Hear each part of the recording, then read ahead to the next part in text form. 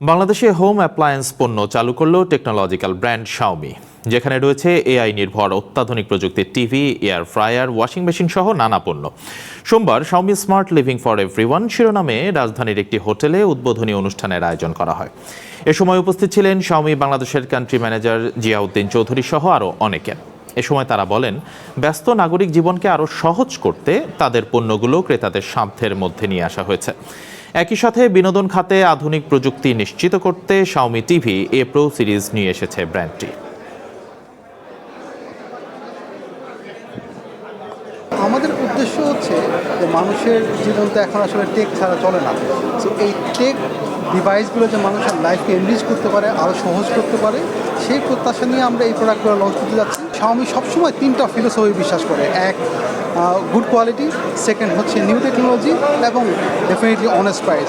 So আমাদের pricing হবে বাংলাদেশের জন্য, প্রোডাক্ট হবে গ্লোবাল।